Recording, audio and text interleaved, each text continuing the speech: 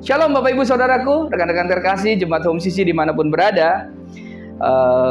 Hari ini kita masuk dalam bagian ke-6 dalam kisah cerita Yusuf. Ya, kita masih akan terus melanjutkan kembali kisah pelajaran ini, ya, sampai pada bagian ini. Kiranya saya rindu kita semua bisa diberkati Bapak Ibu Saudaraku lewat kisah hidup Yusuf yang sudah kita bahas beberapa minggu ini. Bapak Ibu Saudaraku, rekan-rekan terkasih, Jemaat Home Sisi dimanapun berada, kalau Bapak Ibu ingat dan sudah mendengarkan khotbah saya di tema Yusuf bagian yang ketiga, ya, saya sempat menyinggung di dalam Kejadian 39 ayat 1-2, ya, yaitu tentang penyertaan Tuhan pada Yusuf, sekalipun Yusuf berada di situasi yang sangat buruk. Nah, ketika itu Yusuf yang seorang anak dari Yakub yang sangat kaya, tiba-tiba menjadi seorang budak. Dan ironisnya hal tersebut terjadi bukan karena kesalahan dan dosanya. Nah, Bapak Ibu Saudaraku, hari ini kita akan membahas paling tidak dua hal yang akan saya sampaikan. Yang pertama adalah penyertaan Tuhan ketika Yusuf berada di dalam lembah kekelaman. Dan yang kedua adalah Yusuf sebagai utusan Tuhan. Ya, dua hal ini yang akan saya sampaikan.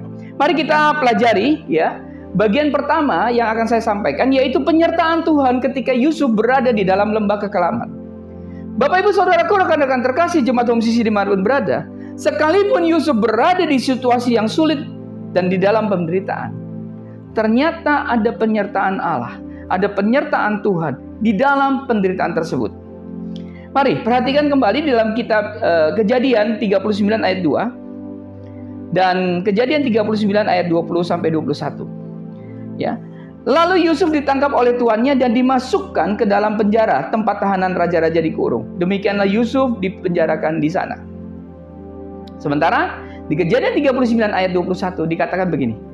Tetapi Tuhan menyertai Yusuf, ya, dan melimpahkan kasih setianya kepadanya dan membuat Yusuf kesayangan bagi kepala penjara itu. Bapak Ibu, Saudaraku, rekan-rekan terkasih, Jemaat Home Sisi dimanapun berada, menjadi seorang budak saja sudah merupakan penderitaan yang sangat berat bagi Yusuf. Karena seorang budak memiliki pemahaman demikian, bahwa tidak ada budak yang akan menjadi orang merdeka kembali. That's ini konsep, ya, konsep budak pada saat itu. Atau sekali budak akan tetap menjadi budak selamanya. Ini adalah kenyataan perihal budak di masa itu. Para budak tidak memiliki kebebasan dan kemerdekaan di dalam hidupnya. Karena itulah Yusuf yang telah menjadi budak, ya, tidak memiliki hak untuk memberi penjelasan siapa mengenai asal-usulnya kepada Potifar. Memang demikianlah kondisi dan kehidupan budak pada masa itu. Nah, Bapak Ibu Saudaraku, jadi bisa dibayangkan bila Yusuf yang sebelumnya merupakan anak dari Yakub yang paling disayang dan mendapat banyak keistimewaan, namun tiba-tiba menjadi seorang budak tanpa harapan dan tanpa masa depan. Dan di dalam kondisi inilah, di Kejadian 39 ayat kedua dikatakan bahwa Tuhan menyertai Yusuf. Namun perlu diketahui bahwa penyertaan Tuhan pada Yusuf itu bukan dalam penampakan atau dalam mimpi. Yusuf sama sekali tidak melihat Allah dan tidak memimpikan Allah. Yusuf hanyalah seorang anak muda yang tetap memiliki rasa takut akan Allah, rasa takut akan Tuhan, sekalipun situasi dan kondisinya sangat buruk. Bapak Ibu Saudaraku, ketika Yusuf tetap menaruh percayanya kepada Tuhan, tidak marah kepada Tuhan, tidak menyangkal dan tidak meninggalkan imannya, tiba-tiba terjadi suatu peristiwa, ya, yang semakin membuat hidupnya berada di dalam jurang penderitaan. Kalau istilah zaman sekarang dikatakan apa? Sudah jatuh tertimpa tangga, Bapak Ibu Saudaraku. Inilah kondisi yang sedang dialami oleh Yusuf. Bapak Ibu Saudaraku, penyebab Yusuf masuk ke dalam penjara adalah karena ia tidak mau menerima ajakan istri Potifar untuk tidur bersamanya. Pada masa itu menjadi budak kesayangan dan menjadi simpanan dari tuan rumah merupakan satu hal yang sangat istimewa. Karena akan mendapat berbagai fasilitas, akan mendapat berbagai kemudahan, ya. di dalam hidupnya daripada sekedar menjadi budak seumur hidupnya. Ini adalah kesempatan. Ya. Namun firman Tuhan mengatakan bahwa Yusuf menolak ajakan tidur istri Potifar.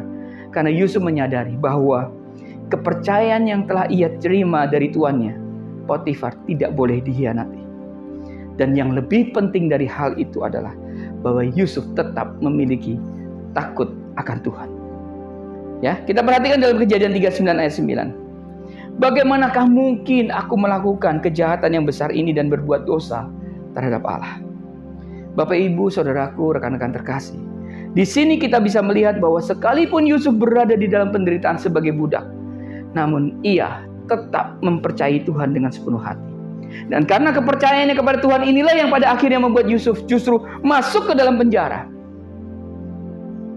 Firman Tuhan mengatakan bahwa penjara yang ditempati oleh Yusuf ini bukanlah penjara biasa, Bapak Ibu Saudara, melainkan penjara khusus bagi para pemberontak yang memberontak atau melakukan kejahatan yang besar terhadap raja.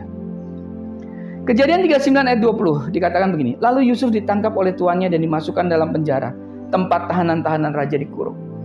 Demikianlah Yusuf dipenjarakan di sana.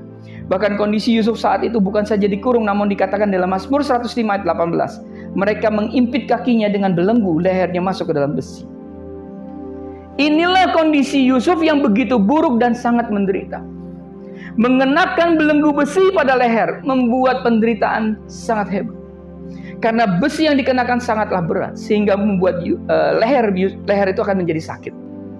Yusuf juga tidak bisa bergerak dengan leluasa. Kenapa? Karena leher dan kakinya dibelenggu dengan besi yang kotor, berkarat, dan berat. Namun di dalam penderitaan yang amat sangat luar biasa ini, kembali penulis kitab Kejadian yaitu Musa mengatakan di Kejadian 39 ayat 21, tetapi Tuhan menyertai Yusuf dan melimpahkan kasih setianya kepadanya dan membuat Yusuf kesayangan bagi kepala penjara itu. Bapak, Ibu, saudaraku, rekan-rekan terkasih jemaat domsisi dimanapun berada, penyertaan Tuhan kepada Yusuf ini kembali muncul ketika apa? Ketika Yusuf justru berada di dalam lembah kekelaman. Ketika Yusuf berada di dalam jurang penderitaan. Bapak, Ibu, hal ini sebenarnya tidak lazim di masa sekarang ini. Kenapa? Karena begitu banyak hamba Tuhan yang mengatakan bahwa penyertaan Tuhan itu dibuktikan dengan berkat yang semakin melimpah. Penyertaan Tuhan itu dibuktikan dengan sembuhnya sakit dari penyakit. Ya, sembuhnya sakit penyakit. Ya, yang namanya penyertaan Tuhan itu adalah kehidupan yang semakin baik, naik tinggi menjadi kepala dan bukan ekor. Ya, penyertaan Tuhan itu dibuktikan dengan mendapatkan berkat materi. Penyertaan Tuhan itu dibuktikan dengan doa-doa yang terjawab dan lain sebagainya. Sementara bila mengalami penderitaan demi penderitaan, mengalami sakit penyakit, mengalami kebangkrutan dan lembah kekelaman, maka banyak hamba Tuhan menyampaikan hal ini adalah kutukan dari Tuhan. Ini adalah kemarahan dari Tuhan. Ini adalah hajaran dari Tuhan. Ataupun karena akibat tidak memberikan persepuluhan, tidak memberikan persembahan sulung, tidak memberikan persembahan-persembahan, ya, dan lain sebagainya.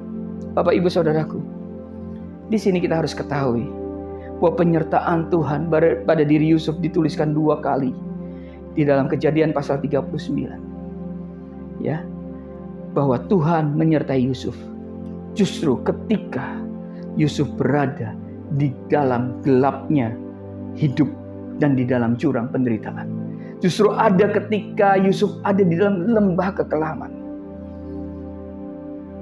Bapak, Ibu, saudaraku, rekan-rekan terkasih jemaat domsisi, 1 Korintus 15 ayat 31. Ya, Rasul Paulus mengatakan begini. Saudara-saudara, tiap-tiap hari aku berhadapan dengan maut. Demi kebanggaanku akan kamu dalam Kristus Yesus Tuhan kita. Aku katakan bahwa hal ini benar. Di dalam perjanjian baru, Bapak, Ibu, saudaraku, Rasul Paulus juga mengalami kehidupan yang sangat berat di dalam melayani Tuhan. Ya, di dalam melayani Tuhan. Namun demikian, ya, kita tahu bahwa Tuhan menyertai perjalanan Paulus dengan luar biasa. Bapak, Ibu, saudaraku, rekan-rekan terkasih, jemaat domsisi dimanapun berada. Jadi pada saat ini saya mengajak kita semua untuk memahami bahwa penyertaan Tuhan tidak selalu ditunjukkan pada saat hanya keadaan kita baik-baik saja. Namun pada saat keadaan kita tidak baik-baik, bahkan dikatakan keadaan kita buruk, Tuhan juga ada di sana, Bapak Ibu Saudaraku. Amin. Apapun penderitaan kita yang sedang kita alami, teruslah beriman, percaya kepada Tuhan bahwa Ia menyertai kita dan tidak pernah meninggalkan kita. Katakan amin. Ya, yang kedua yang kita pelajari dari kisah Yusuf. Kalau tadi kita pelajari bahwa penyertaan Tuhan ketika Yusuf justru berada di dalam lembah kekelaman. Nah, yang kedua yang kita pelajari adalah Yusuf sebagai utusan Allah.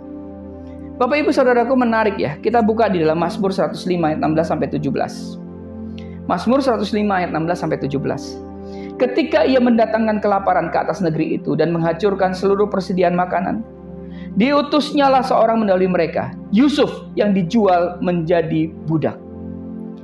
Bapak Ibu Saudaraku, di sini dalam sudut pandang Allah, kita bisa ketahui bahwa perjalanan Yusuf menjadi budak semata-mata ya, karena Allah mengutus Yusuf untuk menyelamatkan Yakub dan seluruh keturunannya, yaitu bangsa Israel, untuk menyelamatkan dari bencana kelaparan yang mengancam kehidupan mereka. Maka di sini kita bisa melihat bahwa Yusuf merupakan seorang utusan Allah di dunia ini, ternyata tidak mudah dalam menjalani kehidupannya. Bapak Ibu Saudaraku, Yusuf mengalami penderitaan yang begitu hebat selama 13 tahun lamanya. Ini bukanlah waktu yang singkat, Bapak Ibu Saudaraku. Ya, ketika Yusuf menjalani kehidupan yang berat itu, ia tidak pernah tahu bahwa penderitaannya akan berakhir. Ya, dan juga dia tidak tahu bahwa ternyata penderitaannya itu akan membuat dia menjadi seorang pemimpin di Mesir. Bahkan Yusuf juga tidak tahu bahwa ia merupakan seorang utusan yang diutus oleh Allah.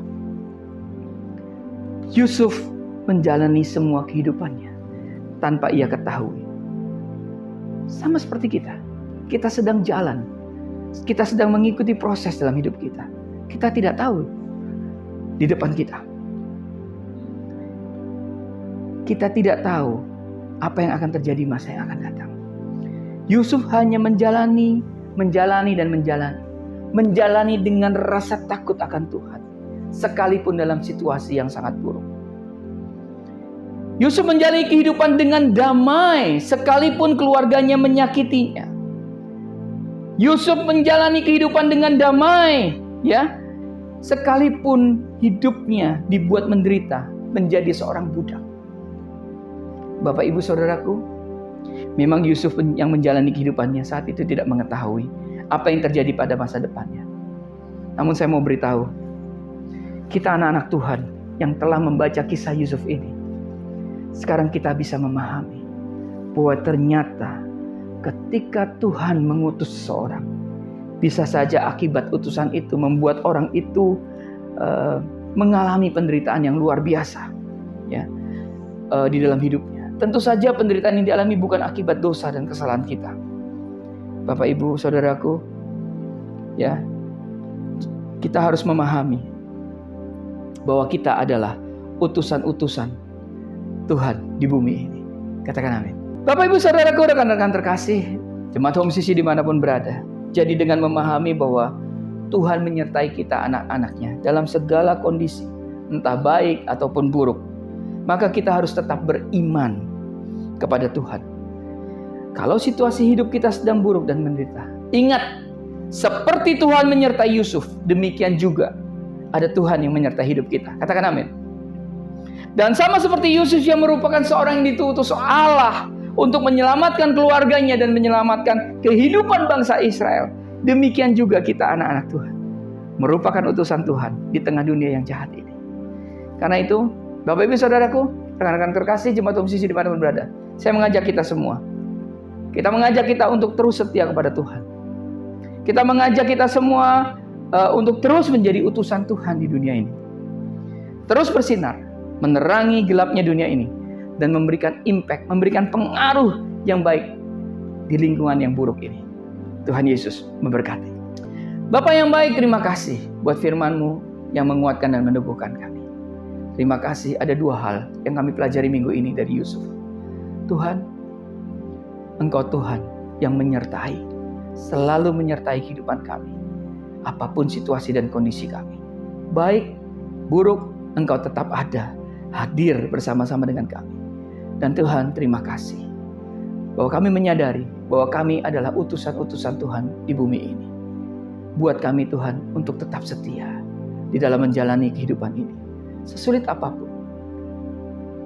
Bapak, mungkin kami saat ini ada di dalam lembah kekelaman. Kami ada dalam penderitaan yang sangat berat. Dan kami tahu kalau itu bukan salah kami, itu bukan dosa kami. Tuhan, kami merespon dengan baik, bahwa iman kami tetap tertuju pada Engkau, bahwa kami tetap beriman bahwa rencana dan rancangan Tuhan itu selalu baik dalam kehidupan kami. Dan siang hari ini, pagi ini, kami mau katakan, semuanya baik-baik saja. Terima kasih Tuhan Yesus. Dalam nama Yesus. Haleluya. Amin.